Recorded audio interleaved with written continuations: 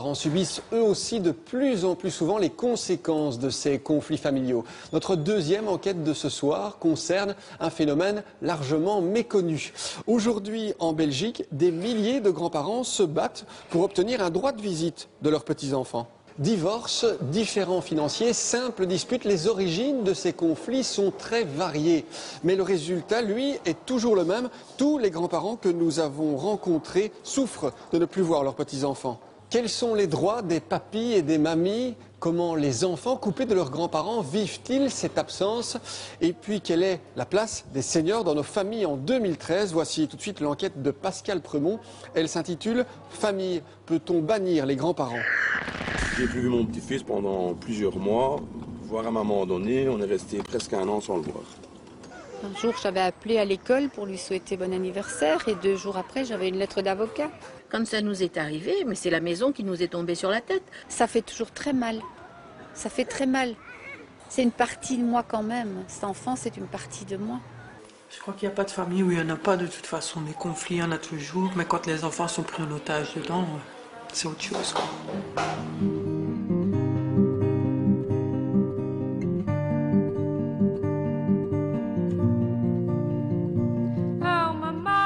Leçon spéciale ce matin dans la classe de 3e maternelle de Madame Véronique. Première question, maman on l'appelle maman, papa c'est papa, mais quel petit nom donne-t-on à ses grands-parents? Elle s'appelle bonne maman et bon papa. J'appelle ma première mamie Nanou et j'appelle mon autre mamie Chantilly. Et moi c'est Nounou et mamie. Son nom c'est Bonbon. Deuxième question, et qu'est-ce qu'on fait avec papy et mamie? On joue à l'ordinateur. J'adore regarder la télé avec eux. Moi j'aime bien aller à la plage avec papi et mamie. Troisième question, cette fois à Madame Véronique. Ça reste un lien important pour les petits? Très, très important. Et qu'on a tendance parfois, je trouve, à minimiser. C'est vrai, dans le cœur des petits, les grands-parents ont toujours la cote. Cet après-midi encore, ils sont là à les attendre devant l'école. Vous êtes mamie, vous venez chercher vos petits-enfants? Oui, ma petite fille. Votre petite fille? Oui. Et vous, madame? Moi, je viens chercher ma petite fille et mon petit-fils. Ne pas les voir, pour vous, ce serait une souffrance? Oh ben oui, ça oui. Ça oui, parce qu'en plus, ils évoluent tellement vite que, bon, je dirais que 15 jours, ils ont déjà fort... Non, ça ne s'envisage pratiquement pas, quoi. On n'imagine pas ne plus voir son fils, son petit-fils. C'est pas possible, ça.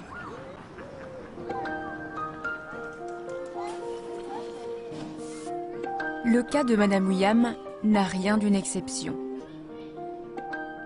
Des dénouements identiques se jouent dans bien des familles où les conflits se règlent dans la colère et où les petits-enfants deviennent otages des querelles d'adultes.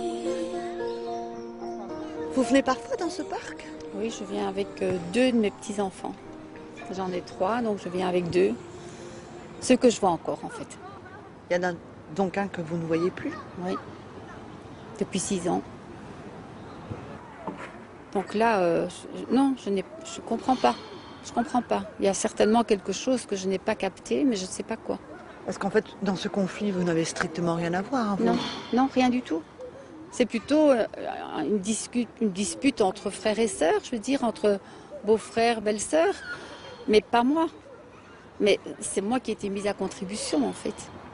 Au début, j'avais vraiment du mal à en parler, parce que chaque fois qu'on abordait le sujet, je m'effondrais. Bon, je sens que c'est encore là, tout comme si c'était hier. Maintenant, je parviens à en parler, mais la douleur est toujours là. Comment ça se passe au début d'un conflit comme ça? On essaie d'écrire, on essaie quand même de garder le contact, on essaie Moi, j'ai essayé. Et moi, j'ai essayé tout le temps. J'ai essayé d'appeler, mais on raccrochait. Et puis, ils ont changé de numéro, donc j'ai plus pu les contacter. Et vous avez aussi tenté d'aller jusque-là aussi? Oui, chaque fois que je vais par là, quand je vais dans leur région, je passe. Je suis déjà passée plusieurs fois, même un jour d'anniversaire du petit, et je suis restée 2h30 devant la porte. Monique William n'a plus vu son petit-fils Clément depuis des années. Et toutes ses tentatives pour reprendre contact ont échoué. Il y a 6 ans, le fils et la fille de Mamoun se sont disputés parce qu'elle n'a pas voulu prendre parti. Son fils lui en veut toujours aujourd'hui.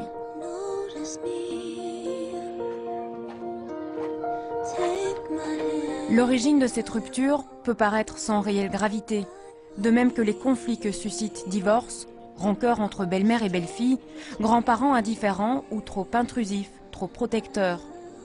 Mais ces querelles d'apparence futile privent chaque année des milliers de grands-parents de leurs petits-enfants. Certains s'inclinent, d'autres donnent de la voix. Si Madame William l'avait souhaité, elle aurait pu revendiquer son droit. L'article 375 bis du Code civil le précise, les grands-parents ont le droit de voir leurs petits-enfants.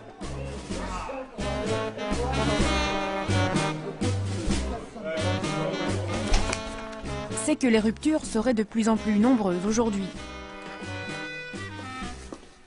Chaque année en Belgique, entre 600 et 700 grands-parents entament même une procédure en justice. Mais au fait, que dit la loi exactement ? La loi dit, en ce qui concerne les grands-parents, qu'ils ont en tant que tels un droit aux relations personnelles. Quand on parle d'un droit, ça dit bien ce que ça veut dire, mais c'est toujours dans l'esprit du juge, il doit analyser si ce droit est en corrélation avec le critère par excellence, est-ce que c'est de l'intérêt de l'enfant de rencontrer ses grands-parents.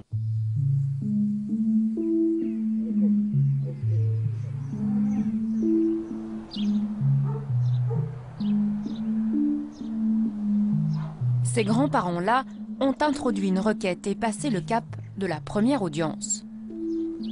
Pour débroussailler la querelle, le juge a suggéré une médiation.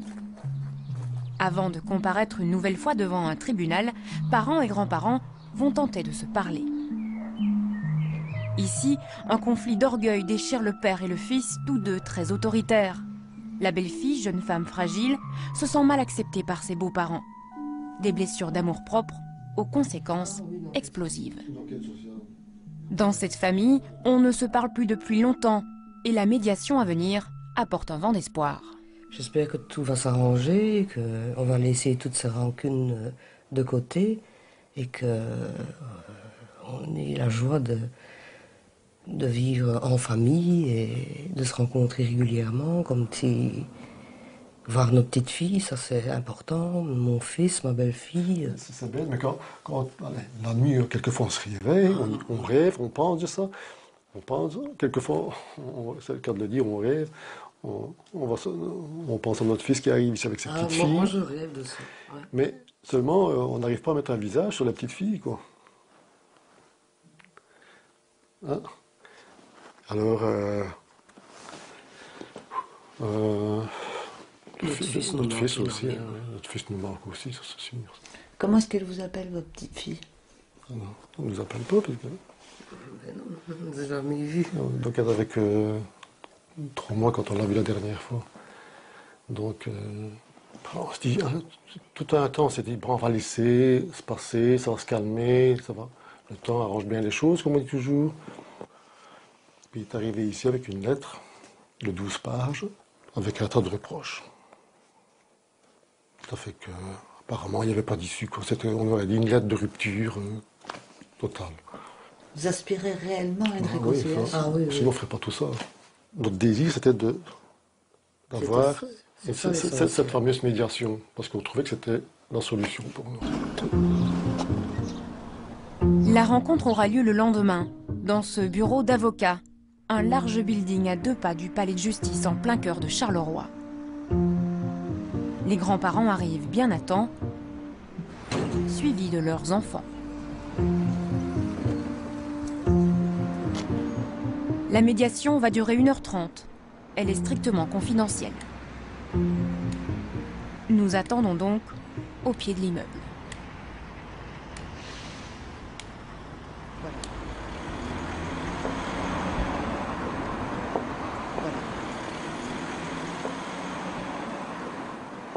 Je peux vous demander comment ça s'est passé? Très mal passé. Très mal passé. Toi, j'étais confiante. Non, mais ça... On a essayé. On a essayé, mais... difficile de communiquer. De placer un mot, placer c'était un mot. très difficile. Surtout de placer un mot. De placer Inaperçu. Est-ce que vous allez quand même continuer? Nous, on est prêts, mais c'est que ça dépend de nous. Si eux ne veulent pas d'une seconde médiation, ça n'aboutit à rien. Quoi. Et ils doivent dire ça dans les 15 jours ici. Nous avions sollicité une interview auprès de la médiatrice, mais elle a refusé. Le jeune couple, lui, a accepté de nous recevoir. Ils habitent un petit village en bord de Sambre. Et sur le chemin qui nous y mène, curieusement, le temps vire à l'orage. L'interview se fera à visage caché. Les conflits familiaux ont parfois la couleur du drame. Pour vous, comment s'est passée la médiation? Très mal, négatif, aucun résultat. La rancœur est beaucoup trop forte. Cette attaque au tribunal, c'est très dur à vivre. J'en ai pleuré, j'en ai été... On essaie de s'arranger, mais à côté de ça, on a une requête dans la poche, quoi. Donc, c'est pas s'arranger comme ça, pour moi. À mes yeux, c'est pas ça. On ne pouvait pas s'attendre à autre chose, un gros clash, je veux dire, dans le sens où la moindre petite piqûre ou le moindre petit geste allait nous faire monter, et c'est ce qui s'est passé. Je trouve ça très malheureux d'avoir un arbitre pour pouvoir discuter des problèmes familiaux. Je pense qu'on est des grandes personnes. On a d'autres besoins que d'avoir un arbitre pour dire oui, ça c'est bien, ça c'est pas bien. Qu'est-ce que les petites ont à voir là-dedans? Rien. Absolument rien. Absolument rien. Absolument rien. Absolument rien. Ils jouent là-dessus. Ils ont droit. On a droit à faire ça. On a droit à avoir les petites. On a droit. On a une loi. La loi belge stipule que, voilà. Et malheureusement, la loi, elle est mal faite. Vous allez accepter une deuxième séance de médiation? Non, c'est encore un peu chaud, mais j'aurais envie d'y retourner pour simplement vraiment redonner expliquer certains points encore forts à mon sens, mais... Tout va dépendre du bon vouloir du jeune couple, déjà crispé par cette procédure. Si les jeunes parents ne continuent pas la médiation, pour les grands-parents, ce sera retour à la case départ. Pour nous aussi, retour chez monsieur le juge. Si la procédure attise la querelle et bloque la médiation, quelle chance pour les grands-parents de faire valoir leurs droits. Et quand on va en justice, ça paraît vraiment parfois très violent. Ça, c'est évident. Voilà, on doit travailler avec ça. J'essaie d'envoyer médiation. Je n'y arrive pas toujours, loin de là. Souvent, les gens s'y opposent. Il n'y en est pas question. Je ne peux pas les contraindre. Qu'est-ce que les grands-parents obtiennent comme droit? Voilà, attention, c'est complexe.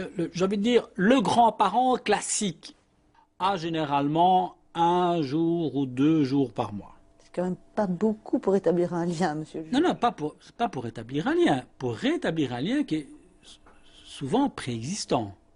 Lorsqu'on constate que l'enfant de 6 mois à l'âge de la scolarité était tous les jours chez les grands-parents, bien entendu qu'on peut donner beaucoup plus. Hein, ça a du sens. Alors, attendez, il y a encore un critère compliqué.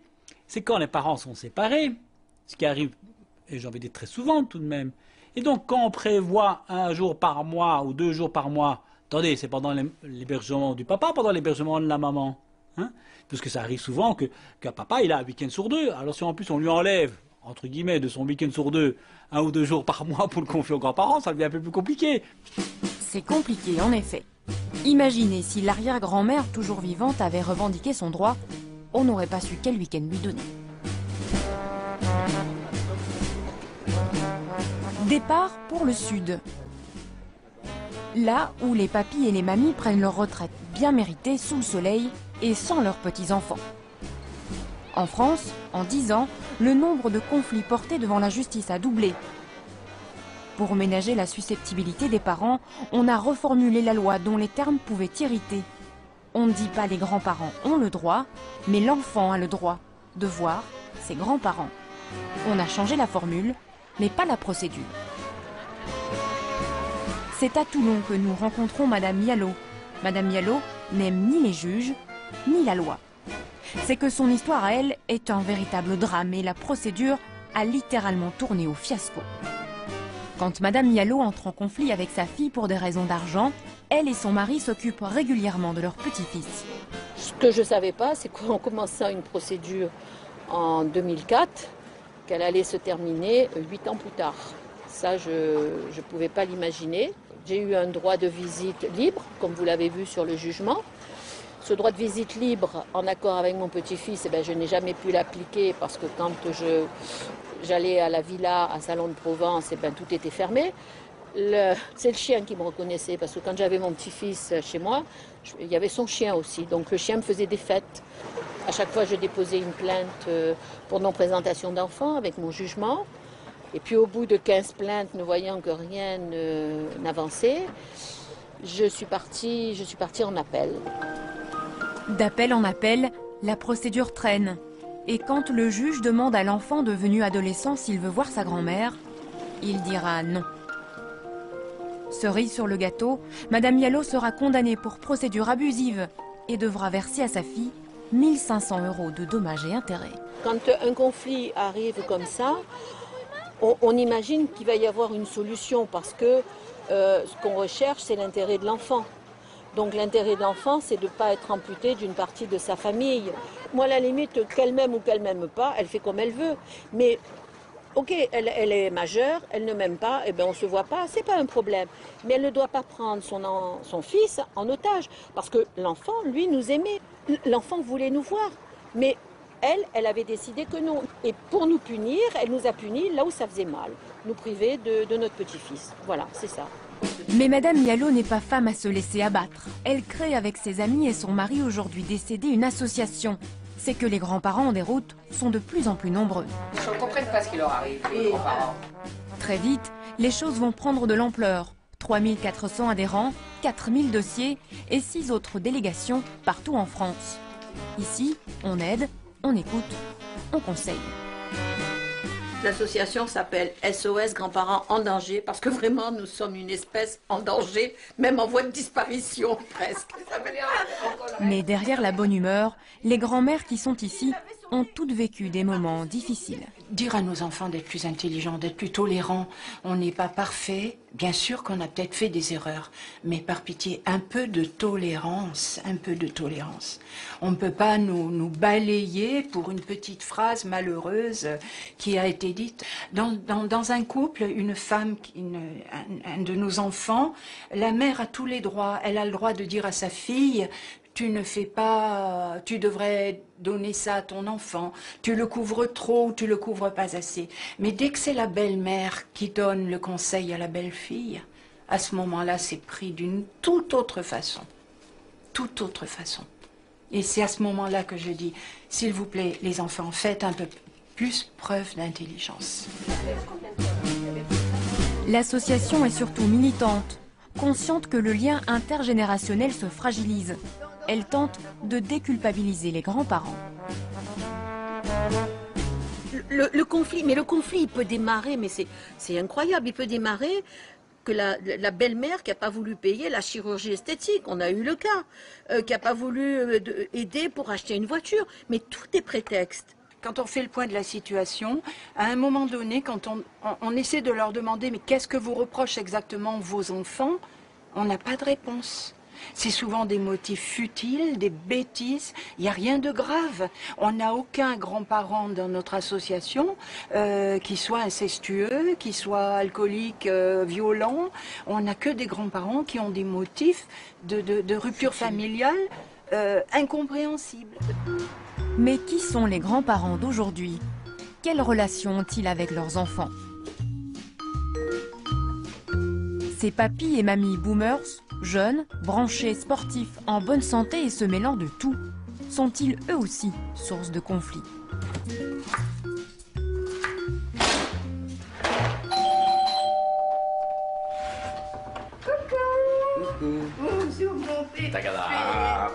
Tout ici a l'air des plus normales. Monsieur et Madame Barthes ont 2 petits-fils. Noah est déjà à l'école, mais Mao profite de Grammy et de Pépé tous les lundis. Ça dépanne les parents qui travaillent, mais pas seulement. Ils adorent. Comme ils adorent aller aussi chez mes beaux-parents, autant qu'ils aiment bien venir ici, c'est une joie pour eux. Et même souvent, c'est eux qui demandent un peu plus souvent pour pouvoir y aller. c'est qu'avec Pépé, on ne fait pas comme avec papa. Mao, ici, c'est un peu le roi. Qu'est-ce que ça vous apporte à vous? Ça m'amuse. Est-ce que vous faisiez ça avec vos fils? Non, parce que je travaillais beaucoup trop, j'avais pas le temps à cette époque-là, donc c'est ça qui est un peu différent. C'est ça, toute la saveur? Et puis j'ai peut-être plus de patience maintenant.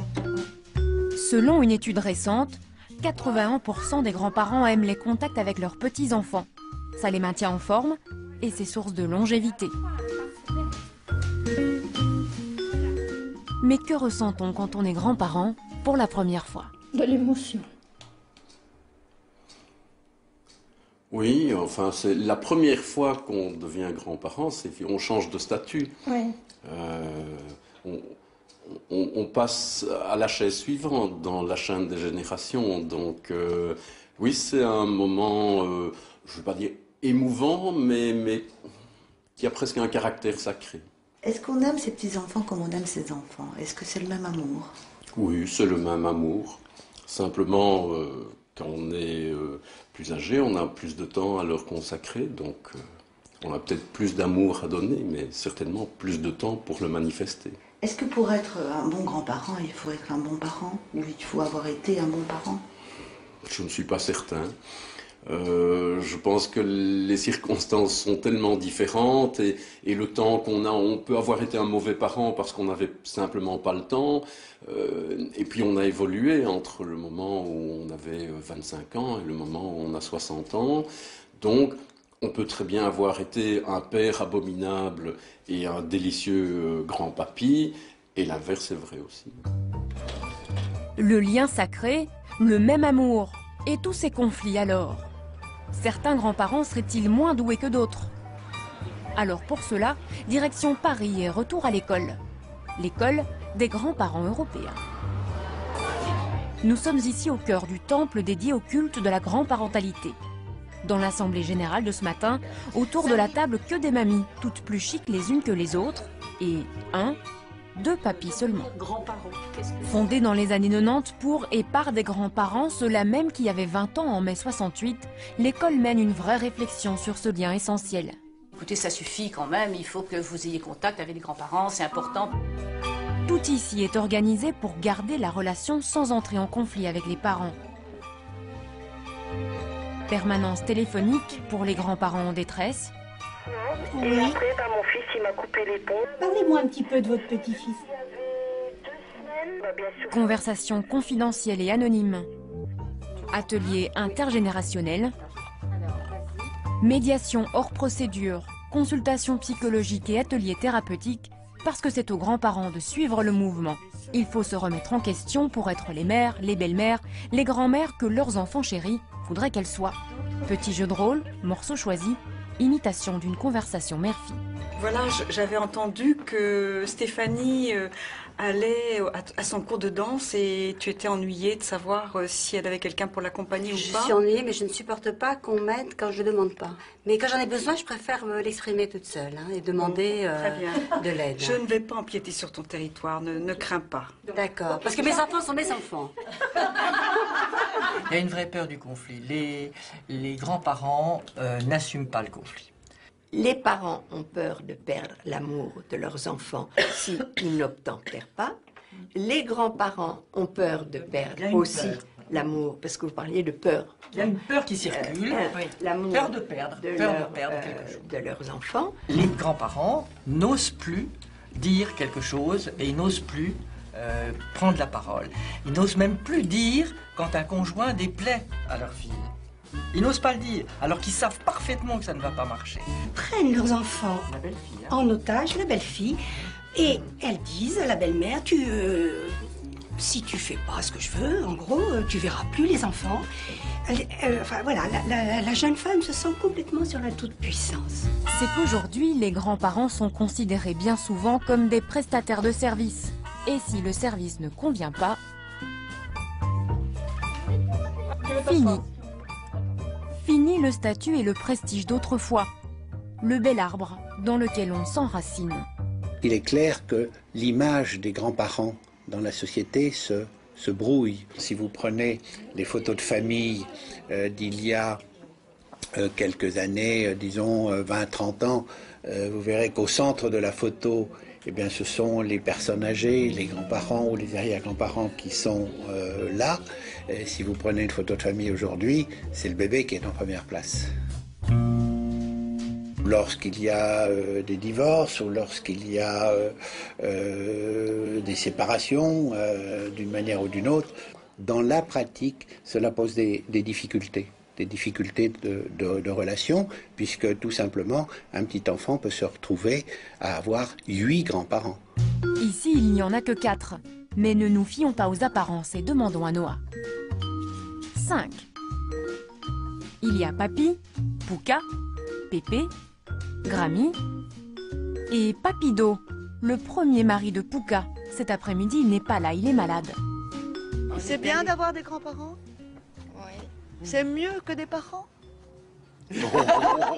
Le fond de la raison d'avoir un enfant et d'éduquer, c'est d'en faire un adulte et non pas l'objet d'un parent ou de 2 parents omniprésents, omnipotents. Un enfant, ça se partage, ça s'éduque avec un environnement et c'est une façon pour lui de progresser dans les meilleures conditions au statut d'adulte. Ce soir, dans la famille Barthes, tout le monde est là. Même l'arrière-grand-mère, qui n'a pas eu besoin de revendiquer son droit. C'est qu'il n'est pas rare aujourd'hui de voir coexister 4 générations, les baby-boomers ou génération sandwich. Trop jeunes pour être vieux, ont-ils dans ces changements leur part de responsabilité? J'ai quand même encore envie de temps en temps de faire des choses pour moi, dont le jardin, un peu de sport et voilà quoi, un peu mon mari aussi. Un peu. On était plus disponible quand moi j'étais grand-mère qu'elle malgré tout. Hein. Oui. Est-ce que vos petits-enfants vous livraient des secrets? Oui. Oui, ça c'est encore maintenant.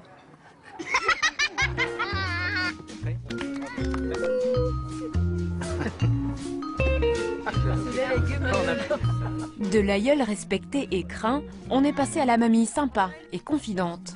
Mais ce lien avec ses grands-parents, pourrait-on s'en passer? C'est pas l'idéal pour le sentiment de valeur. C'est bien mieux de pouvoir se référer à toute une tribu et avec des bons contacts et de pouvoir se ressourcer. Il peut recevoir pas mal d'amour et de protection et d'initiation ailleurs, mais il manque quand même un petit quelque chose de pas pouvoir se dire « Oui, moi je viens aussi de mon grand-père et de ma grand-père qui faisaient ceci, cela, qui m'ont appris ceci, cela ». Il manque quelque chose, mais dans nos vies à tous, il y a des manques. Oui, nous avons tous dans nos vies des manques. Nous repartons revoir le jeune couple. Va-t-il accepter une deuxième médiation? En ce qui me concerne, non, merci. Ce n'est pas à nous à baisser et à accepter cette loi, qui n'est pas toujours, dans notre cas en tout cas, qui n'est pas en tout cas valable.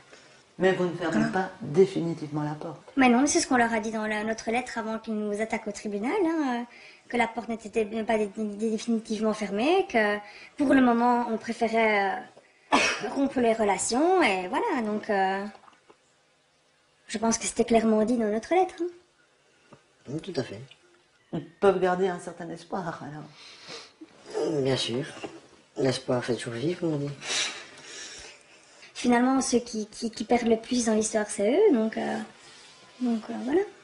Vous êtes conscient qu'ils perdent en ce moment quelque chose? Oui, mais vous êtes parfois mis à leur place et pu comprendre que pour eux c'est douloureux. Ils perdent leurs petits-enfants, mais ils perdent leurs enfants aussi. Parce que réagissant de cette manière, c'est trahison, quoi. À mon sens, c'est pas logique, quoi. Mais il est bien là le drame. Déposer plainte contre ses propres enfants, c'est psychologiquement difficile. Et les risques sont grands de briser les liens à jamais.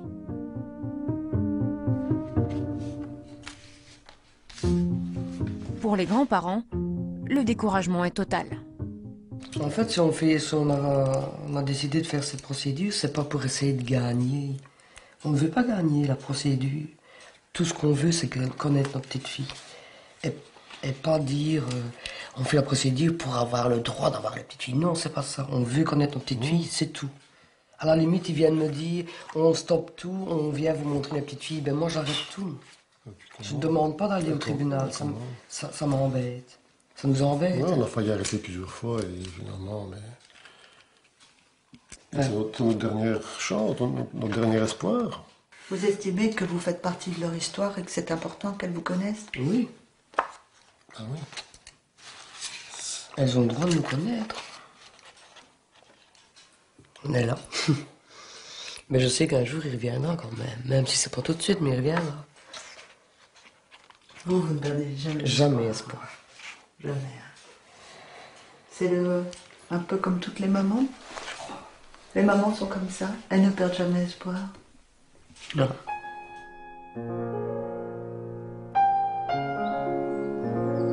La plupart des psychologues le disent, si des liens forts existent entre le grand-parent et le petit enfant, rompre ces liens est dommageable pour les petits. Je pense qu'il vaut quand même mieux que les grands-parents ne démissionnent pas et n'acceptent pas, en quelque sorte, de disparaître parce que les parents le veulent ainsi.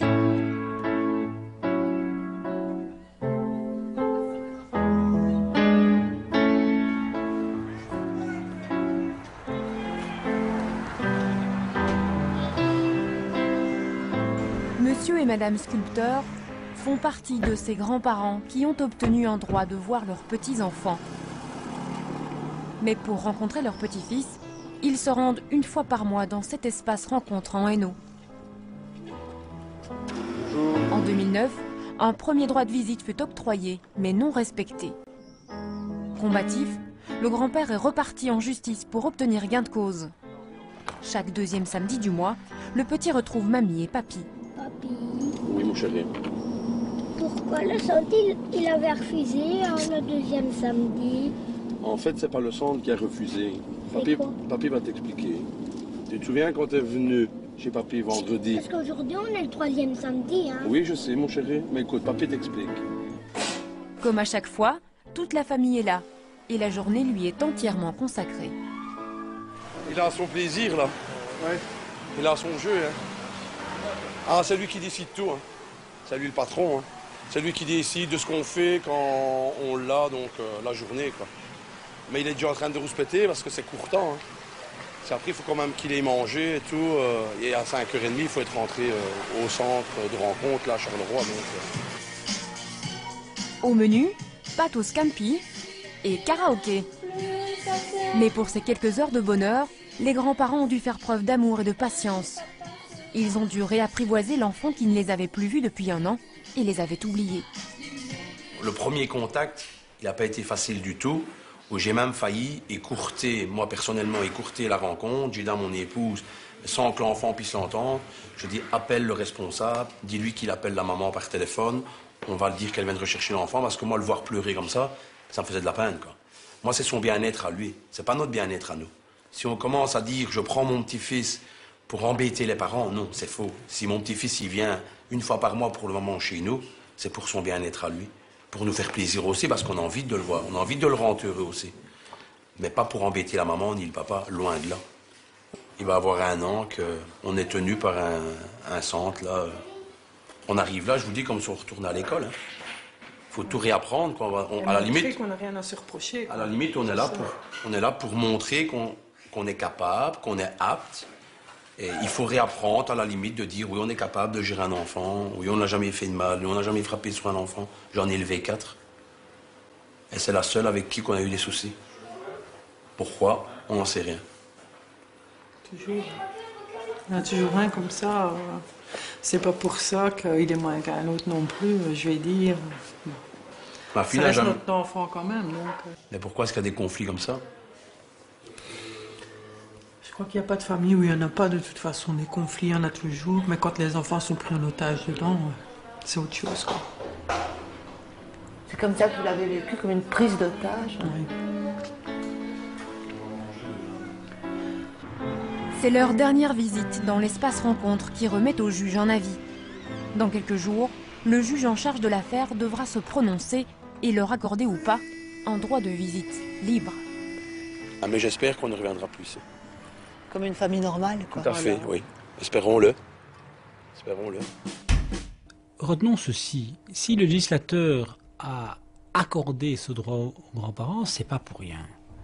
C'est qu'après un débat au Parlement, après des auditions témoins des professionnels de l'enfance, ils ont considéré, et je partage leur point de vue, que c'est vraiment important. Les mésententes familiales sont multiples. Les façons d'aborder les problèmes le sont également.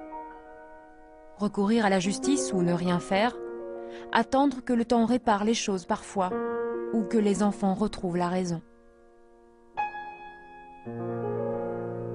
L'article 375 bis accorde aux grands-parents un droit. Ce même droit peut être octroyé à toute personne si celle-ci justifie d'un lien d'affection particulier avec l'enfant. Comme si cette loi en vigueur depuis les années 90 avait anticipé ces nouvelles situations familiales. Mais nous n'avons pas tous une famille formidable, et aucune loi n'effacera jamais les cicatrices laissées par ces conflits familiaux trop nombreux aujourd'hui. Et il ne sera pas si simple de reconstruire une certaine harmonie. Alors faisons taire là nos rancunes et nos querelles, dans l'intérêt de nos petits-enfants.